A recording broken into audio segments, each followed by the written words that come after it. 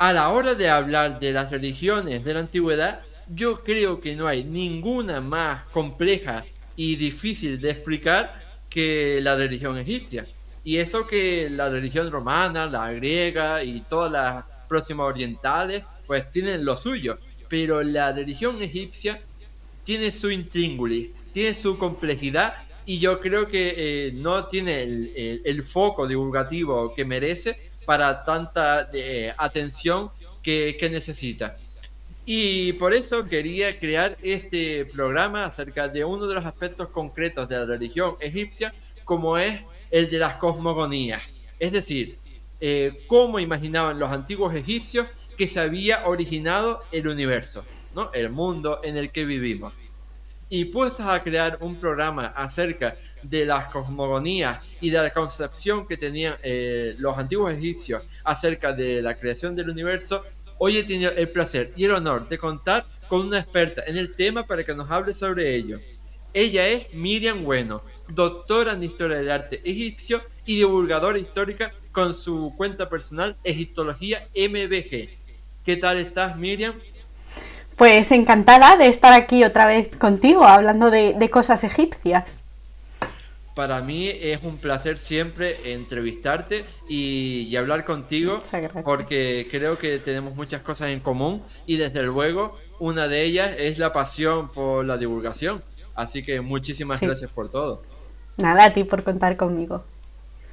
Yo creo que lo primero que deberíamos hacer a la hora de empezar este podcast es precisamente explicar a la audiencia cómo es posible que en el antiguo egipcio, en el antiguo Egipto, existieran varias cosmogonías, es decir, varias maneras de explicar el origen del universo y que todas fueran compatibles y coexistieran en el país sin que hubiera ningún problema.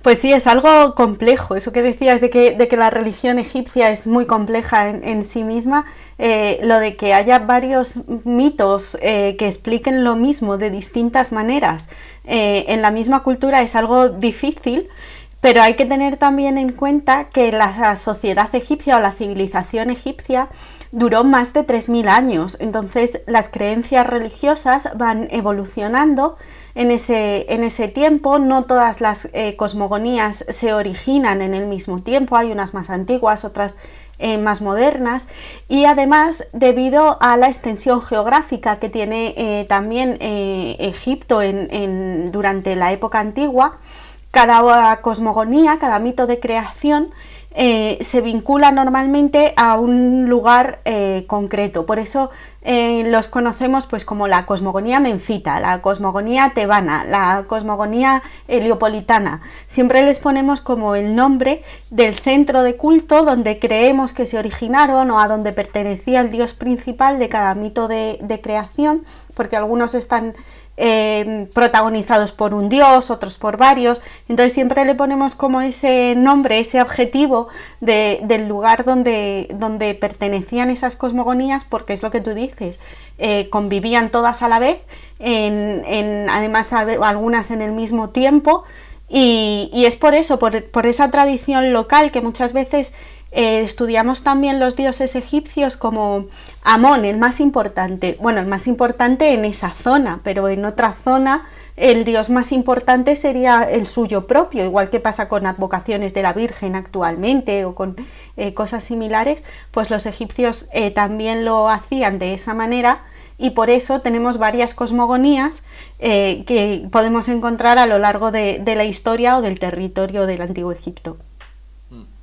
También es cierto que a lo mejor puede parecernos más extraña la religión egipcia en el sentido de que las fuentes escritas que tenemos sobre la religión romana o griega son infinitamente mayores a las que podemos tener sobre la religión egipcia, ¿no? Eso es, y hay incluso mitos de creación que nos han llegado escritos en copias muy posteriores o de época tolemaica o incluso en la cosmogonía menfita, luego hablamos de ella, pero nos llega a través de un escrito de la dinastía 25, pero creemos que el origen está en la dinastía 19, entonces el origen de ese mismo escrito me refiero, es un texto copiado. Entonces, claro, nos llegan esos fragmentos, esos textos que hablan sobre ello, pero nos llegan muy fragmentados o nos llegan copias de escritos anteriores.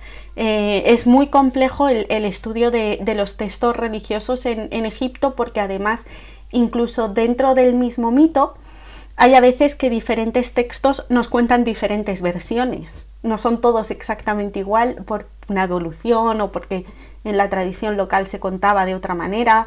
También hay que tener en cuenta que hay cosas de esas que es puro folclore, es tradición oral y transmisión oral, y es complicado.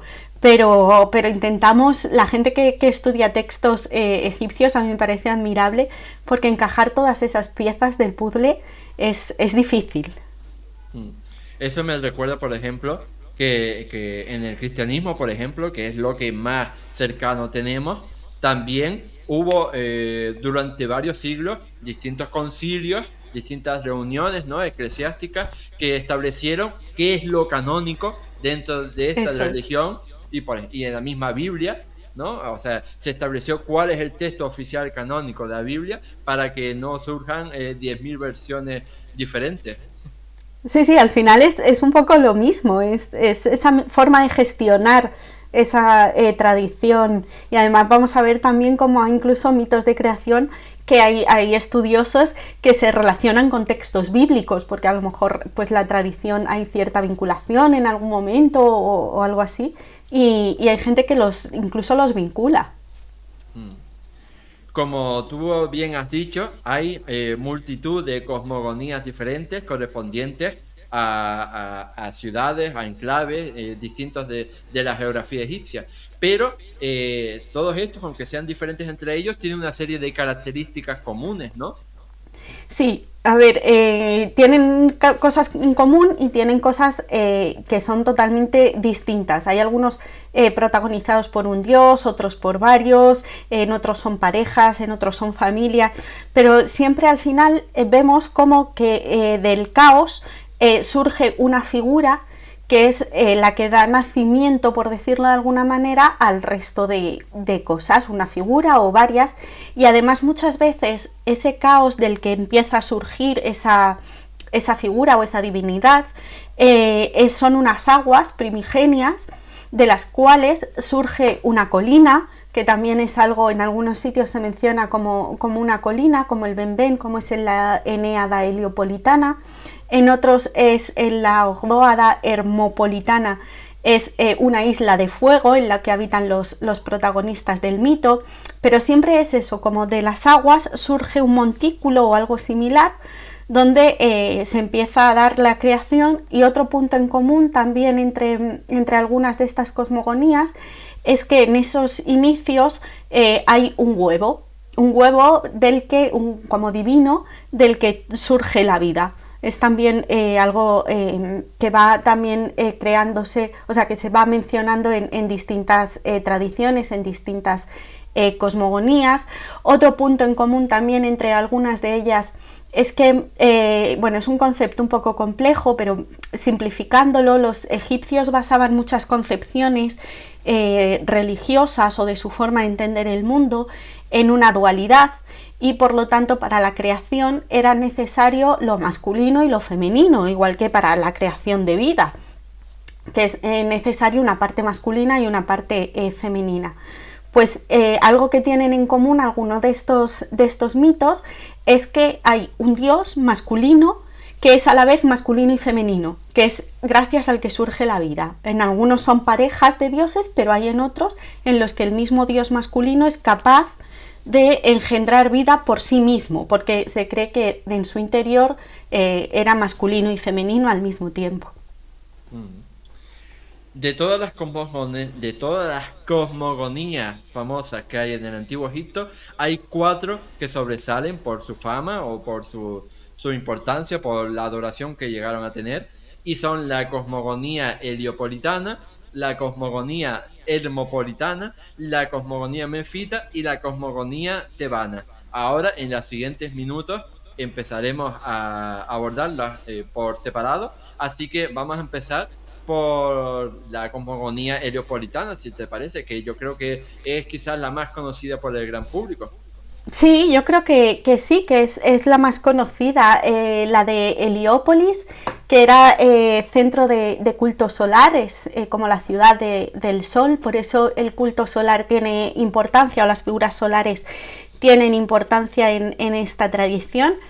Y bueno, dice, como decía antes, que de las aguas de Nun, de esas aguas primigenias, surge una colina en la cual había un huevo, de ese huevo surge una chispa de vida y acaba naciendo un dios que se llama Atum. Este dios Atum luego acabará siendo asimilado al dios Ra, por esa importancia que he dicho que tiene en Heliópolis el culto solar o el culto a las figuras solares. Atum tiene dos hijos y es lo mismo que mencionaba antes. Un dios masculino tiene capacidad para crear vida porque tiene una parte masculina, o femenina, perdón. O sea, tendría la masculina que va asociado a que es un dios masculino, pero también tiene una parte femenina. Y existen varias versiones de cómo tuvo estos dos hijos. Se dice que fue o mediante un escupitajo o mediante la masturbación. Incluso se dice que es que introdujo el semen en su boca y al escupirlo dio a luz a sus hijos. Estos hijos serían Shu y Tefnut, que es algo así como la humedad, Tefnut, y Shu sería el viento. Estos dos dioses tienen a su vez otros dos hijos, que serían Geb y Nut, que son la tierra y el cielo, y Geb y Nut tendrían cuatro hijos, que son Isis, Osiris, Neftis y Set. Y así llegaríamos a los 9 dioses que forman la Enéada heliopolitana. Por eso recibe ese nombre, porque son 9 dioses. Entonces vemos como siempre son parejas de un dios masculino y otro femenino que se juntan para tener más descendencia, para ir poblando el mundo primero con divinidades y luego ya llegarían los humanos. Pero es eso, Atum, que es el primero, tiene el principio masculino y el femenino en sí mismo. Luego sí es verdad que, por ejemplo, Geb y Nut, que eran los hijos de Shu y Tefnut, pues ya sigue un curso normal. Incluso dicen que Shu, su padre, tuvo que separarlos porque según una de las versiones estaban tan juntos, se querían tanto, que estaban muy pegados y Nut no podía parir a sus hijos. Nut, la diosa del cielo, no era capaz de parir a sus hijos y por eso tuvo que meterse el padre a separarlos. Y es también, aparte de estar relacionado con el mito de la creación del universo, esto está relacionado también con el ciclo solar, porque según se nos cuenta en la mitología egipcia, el sol hacía un recorrido en el que volvía a nacer cada día, ese renacer de un nuevo día. Y en algunos textos o incluso en algunas representaciones artísticas vemos cómo es Nut la que se traga al dios Sol para volverlo a parir al día siguiente, con lo cual es la misma idea de que tiene que salir mientras Geb está separado de ella siendo la tierra, con lo cual está todo como muy relacionado y por eso a veces las concepciones religiosas del antiguo Egipto son tan complejas. Mm. ¿Y pues por qué crees, o sea, que esta cosmogonía heliopolitana es la más famosa o la que más ha trascendido con el paso de los milenios? A ver, también es que en esta cosmogonía están como los grandes protagonistas, ¿no? Luego tenemos, como he dicho, los últimos que forman esta Enéada son Isis, Osiris, Neftis y Set, y a partir de ahí tenemos el famoso mito de Osiris, que hay gente que defiende que debería ser el mito de Isis, porque es ella quien produce parte o quien hace posible parte de ese mito, porque esos 4 hermanos se casarán en parejas, o sea, Isis se casará con Osiris, Neftis se casará con Set, Set por envidia asesinará a Osiris, será luego Isis quien consiga la revivificación del dios. Entonces yo creo que por toda esa tradición luego tendrán un hijo que será Horus, por toda esa tradición de dioses importantes en el antiguo Egipto es como la que más cala en la sociedad después. Mm. En este punto quería decir a todos nuestros oyentes y espectadores que si quieren saber más acerca de Osiris y el mito de Osiris, pueden ver la entrevista que le hice a Alejandra Izquierdo para promocionar su nuevo libro precisamente sobre este tema, sobre el dios Osiris. Así que se los dejo por aquí en tarjeta, en YouTube si nos están viendo. Y respecto a otra famosa cosmogonía, como es la hermopolitana, quería preguntarte en qué consiste la llamada Ogdoada, es decir, esos 4 dioses con cabeza de rana y otras 4 diosas con cabeza de serpiente. Al Háblame un revés. poco de eso. ¿Ves? O sea, está claro que por eso te he tenido que llamar, porque yo soy un ignorante. No, iba bien, es que es un lío, ¿eh?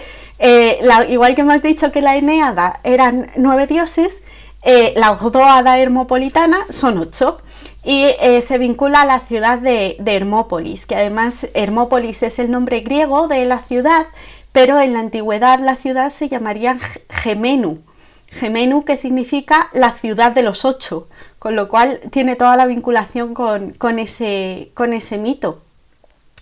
Es además curioso que el nombre de Gemenu, de la ciudad, lo tenemos atestiguado desde la quinta dinastía, pero el mito de creación hermopolitano lo tenemos por escritos de época tolemaica, es decir, son muchísimos años de diferencia y es lo que decía, estarían basados en una tradición anterior, porque por algo Hermópolis se llamaría de esa manera.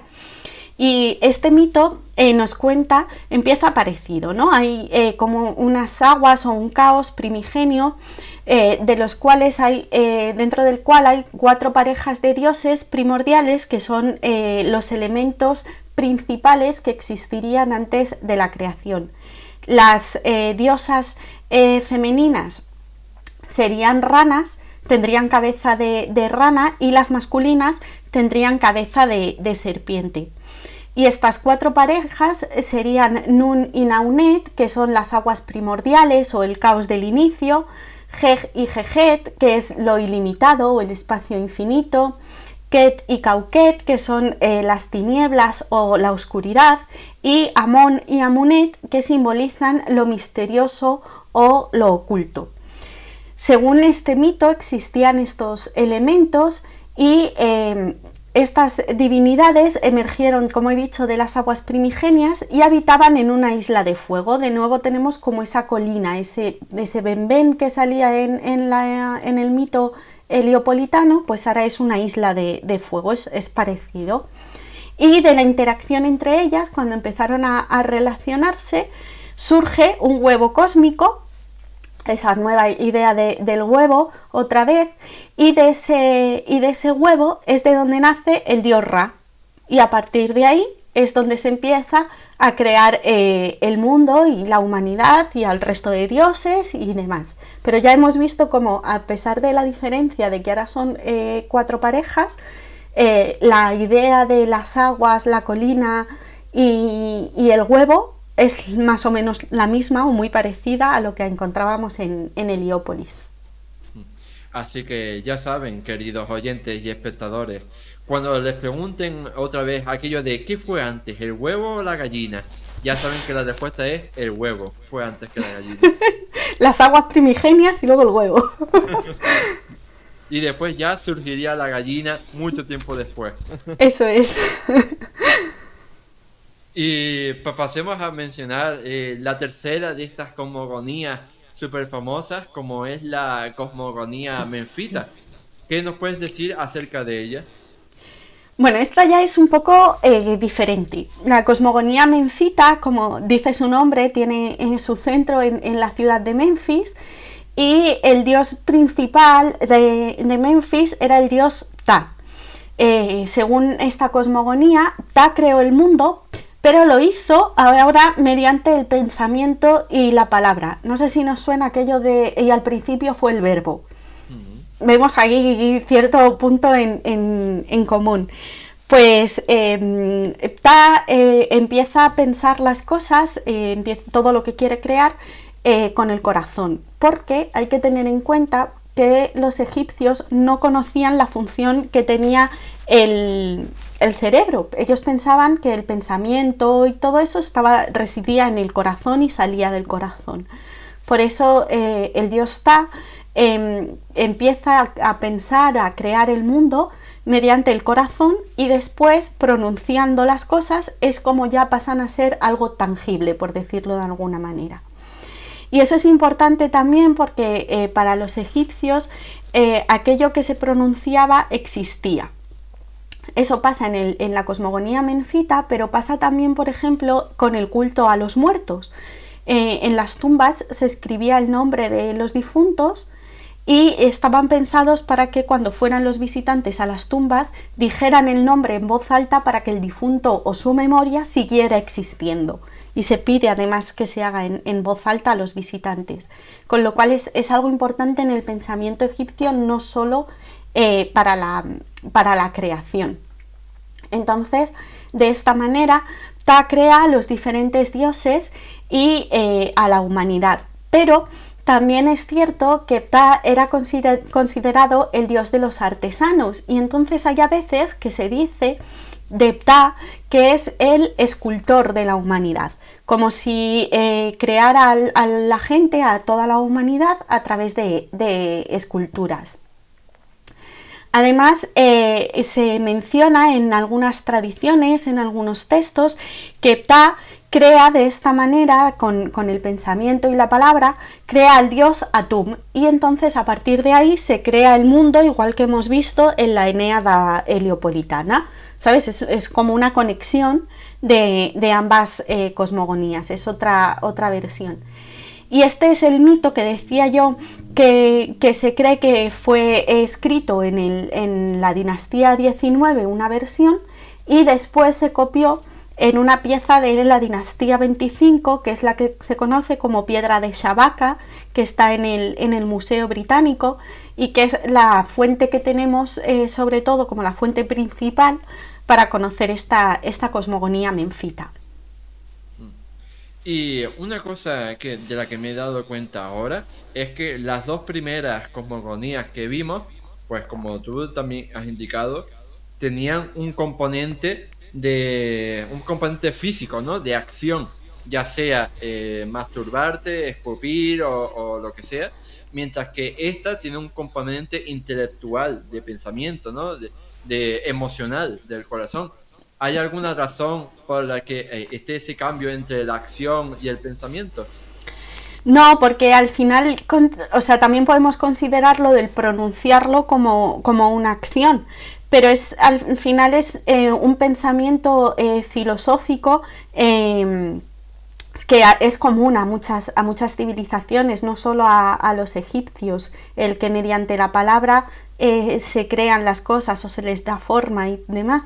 Pero que yo sepa, si hay alguien que lo sabe, por favor que te lo comente en el podcast, que yo sepa no hay algo que motivara ese cambio concreto.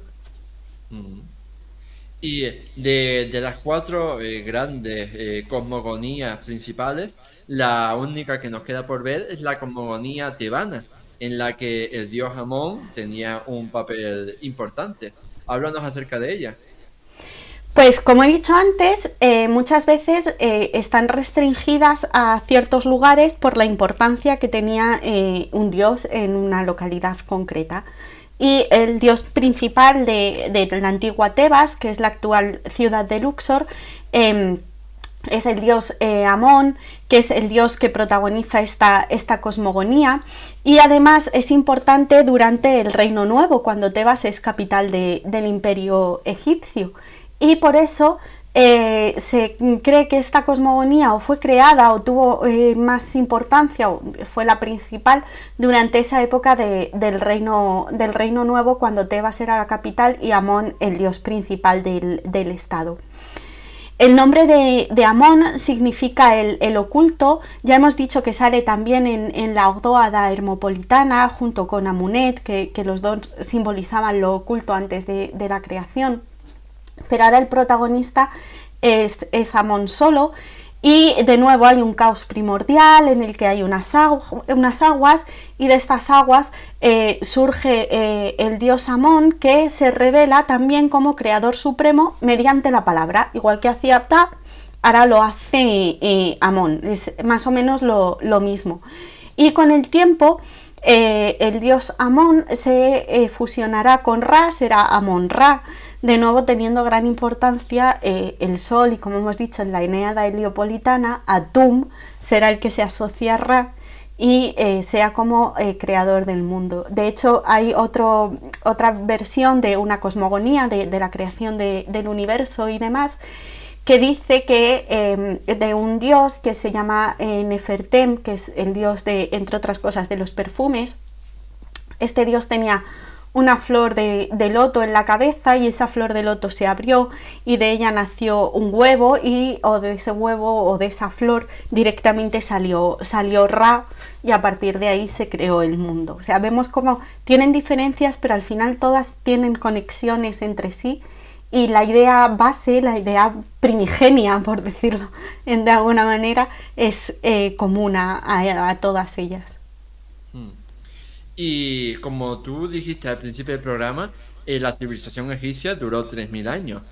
Sabemos cómo evolucionaron estas cosmogonías egipcias a lo largo de toda su historia. Me refiero, en plan, añadidos, cosas que se suprimen, cosas así. Claro, sí, tenemos constancia de esas cosas, de que van cambiando, pues lo que he dicho, de repente Atum al principio es Atum, pero luego es Atum-Ra, Amón igual, Amón será Amón, pero luego es Amón-Ra en un momento en el que el culto solar tiene más importancia.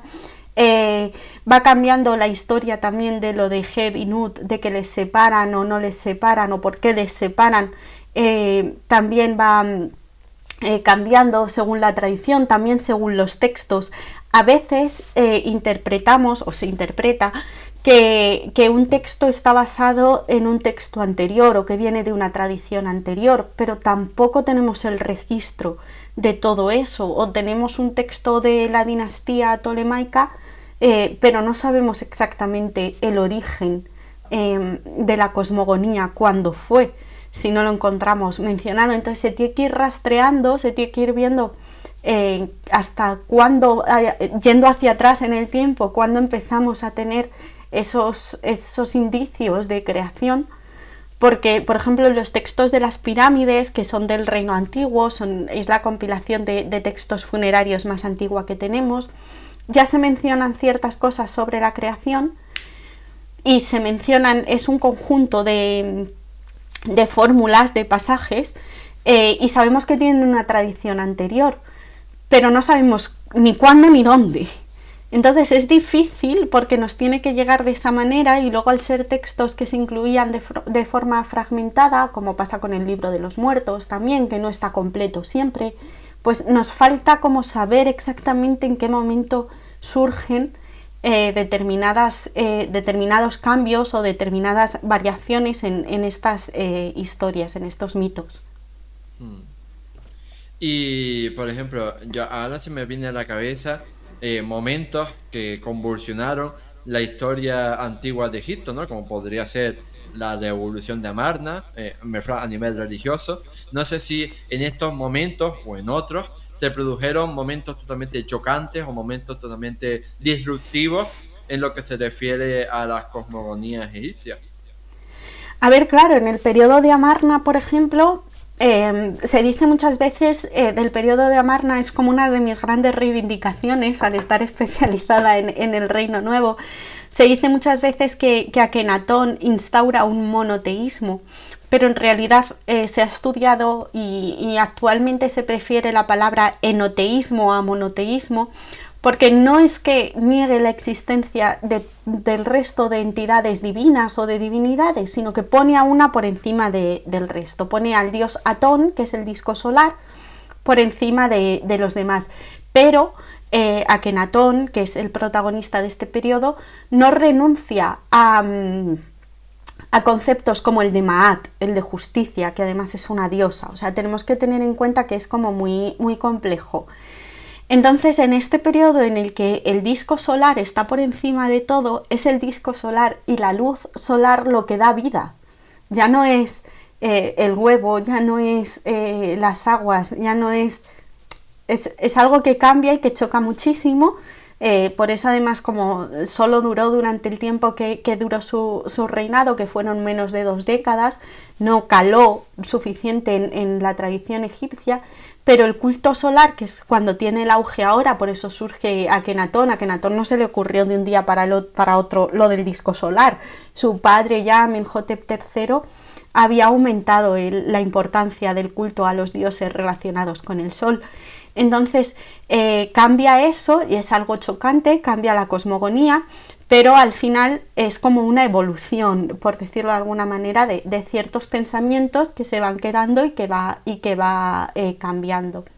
Hay en otro, no lo hemos comentado, pero hay otro mito, por ejemplo, que es el de la cosmogonía de Elefantina, que está al sur de Egipto, muy cerquita de Asuán, que está protagonizado por un dios carnero que es el dios Gnum. Entonces también es algo distinto a lo que hemos comentado hasta ahora. Este dios carnero es un dios creador también, porque se dice que él creó la humanidad y que creó el mundo, y lo hizo mediante un torno de alfarero. Él era un dios alfarero y con barro y su torno crea la humanidad, crea las figuras y luego les da un soplo de vida, les insufla vida, que también es algo que tenemos en nuestra tradición, lo de la creación mediante el barro y luego el soplo de vida. Entonces sí, hay momentos en los que estas 4 cosmogonías más importantes también tienen como otras variaciones u otros mitos que las desplazan un poco, que no tiene tanta importancia, al menos de forma local, porque en el periodo de Amarna, por ejemplo, pues probablemente la gente, como digo, son 20 años, no es tanto tiempo, la gente seguiría creyendo en las creencias religiosas tradicionales egipcias, pero en la ciudad de Amarna o los seguidores más cercanos de Akenatón, pues creerían que el mundo había sido creado por el disco solar. Y has mencionado la cosmogonía de Elefantina, y a propósito de eso, quería preguntarte si más allá de las 4 cosmogonías principales que hemos mencionado, había otras cosmogonías menores, como precisamente digo ya, la de Elefantina. Claro, yo con que conozca sí que me venga ahora a la cabeza, aparte de las 4 principales, la de Elefantina, que es también el centro de culto principal de Gnum, es Esna también, por eso a veces se dice también que es Esna. Pero es la única así más relevante, quitando, o sea, aparte de las 4 principales, la de Gnum es la siguiente. Además es que, aparte de ser el creador con el torno de alfarero, como he dicho, se relaciona Gnum con la crecida del Nilo. Por estar ahí en esa zona del sur, se creía que él estaba en las cavernas donde se producía, donde nacía el río, de donde salía el agua, y entonces él era el responsable de que el río creciera y diera vida, porque recordemos que el Nilo al crecer es lo que hace que las orillas, que la tierra sea fértil. Si el Nilo no crece, no hay cosecha, y si no hay cosecha, no hay comida, y si no hay comida, no hay vida. Entonces es todo relacionado. Por eso Gnum es Dios creador con el torno de alfarero, pero también por su vinculación con el Nilo.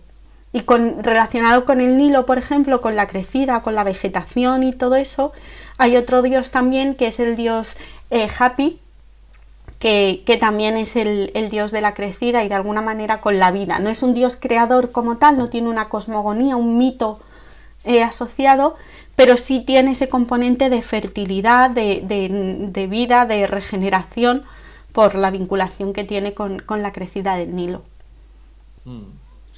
Y quería, para acercarnos al final de este programa, quería preguntarte por a lo mejor alguna bibliografía que la gente que ha escuchado este podcast pueda consultar para ampliar información acerca de las cosmogonías en el Antiguo Egipto. ¿Algún libro, algo que puedas recomendar sobre el tema?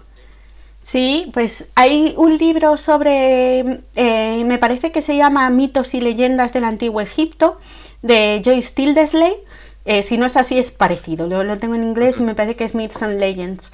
En ese se tratan los mitos principales del antiguo Egipto, no solo las cosmogonías, también habla del mito de Osiris que hemos mencionado antes, del de Horus y Set, o sea, va haciendo como un repaso de distintos mitos y está muy bien.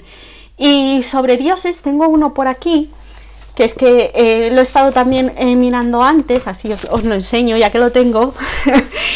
Que es para mí es un poco básico para el que se quiera acercar a la mitología egipcia, que es Todos los dioses del antiguo Egipto, de Wilkinson, y habla no solo de los diferentes dioses, sino de los principios que rigen a los dioses, de las características principales de los grupos. Ahí tiene un capítulo que analiza los dioses por grupos, las triadas, las ogdoadas, las enéadas, porque no son los únicos mitos en los que aparecen dioses asociados. Hay otros mitos protagonizados por grupos de dioses, no por un solo dios.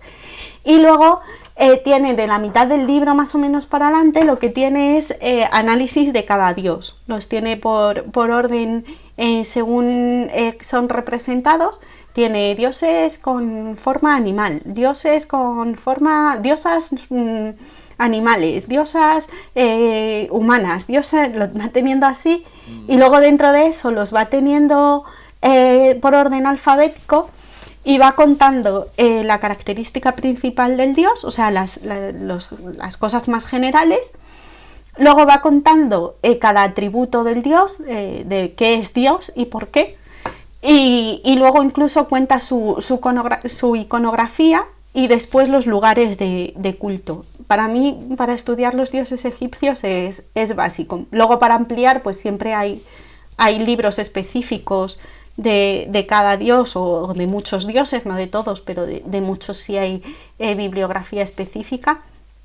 Pero para comenzar con es maravilloso. Sí, por eso ahí nos remitimos de nuevo al libro de Alejandra sobre Osiris, o al libro de Susana Alegre sobre Isis. Así Los que, dos desde luego, maravillosos. exacto, y desde luego, bibliografía específica hay, eso es a lo que nos queremos referir. Sí, sí, sí. Y nada, yo creo que otro regalo de Navidad perfecto a lo mejor sería comprar tu curso sobre la civilización egipcia. Háblanos Bueno, eso. acerca de este curso para que tengas un momento de autopromo antes de terminar. Publicidad.